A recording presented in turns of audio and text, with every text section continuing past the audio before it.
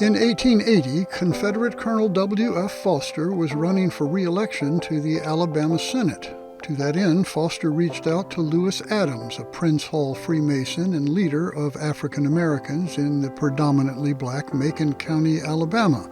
Candidate Foster posed a political question to Adams. What would he want in exchange for securing Macon County's black vote for Foster? Though you might expect that Adams would have requested money in exchange for his influence, he responded that he wanted an educational institution, a school for his people. The deal was made, Adams delivered the votes, and Foster was re-elected to the Alabama Senate. Apparently, a man of his word, Senator Foster pulled the necessary strings and legislation was passed creating a school in Alabama's Macon County. There was no land and no buildings for the school, only a single room donated by an AME church, but the state had appropriated $2,000 for teachers' salaries.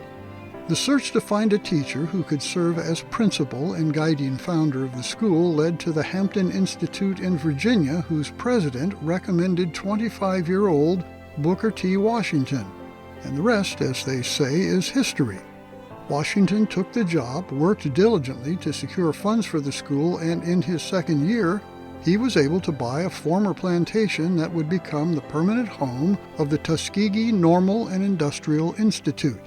For 30 years, Washington would guide the Alabama school, which years later would be renamed the Tuskegee Institute. Washington's guiding principles centered around his belief that by providing students skills needed in society, the students' skills, coupled with responsible behavior, would eventually gain them full participation in society.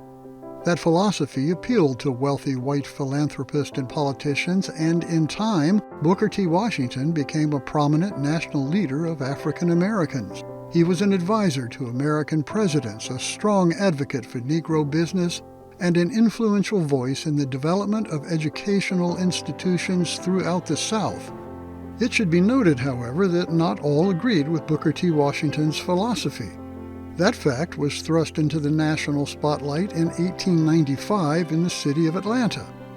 Washington's speech, given in Piedmont Park on the first day of Atlanta's Cotton States and International Exposition, was the first speech given by an African American to a racially mixed Southern audience.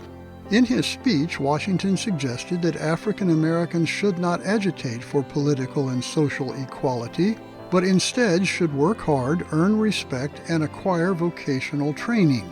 By doing so, Washington stated, African Americans would gain the respect of white society and be granted the rights of full citizenship. It was that go slow approach that many of Washington's contemporaries took issue with, chief among them W.E.B. Du Bois, one of the most influential scholars in the black community. Du Bois, who 2 years after the Cotton States Exposition would become a professor at Atlanta University, wrote an essay about Washington's speech which he included in his seminal work, The Souls of Black Folk. Du Bois rejected Washington's willingness to avoid rocking the racial boat, calling instead for political power and insistence on civil rights. He labeled Washington's Cotton States speech as the Atlanta Compromise. Controversies and criticisms aside, Booker T. Washington remained a man of considerable influence and a tireless advocate for African American higher education.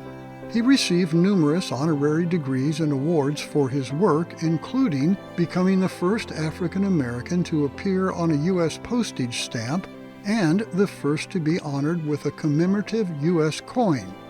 Perhaps his highest honor, however, is a statue of Washington located in the center of the Tuskegee Institute campus that bears the following inscription: He lifted the veil of ignorance from his people and pointed the way to progress through education and industry. In 1924, the city of Atlanta opened the first high school in its history for African Americans. They named the school Booker T. Washington High School. And 3 years after its opening, the city unveiled a statue at the front entrance that is an exact replica of the statue that stands on the campus of Tuskegee Institute. This is Lance Russell, and that is one of the stories of Atlanta.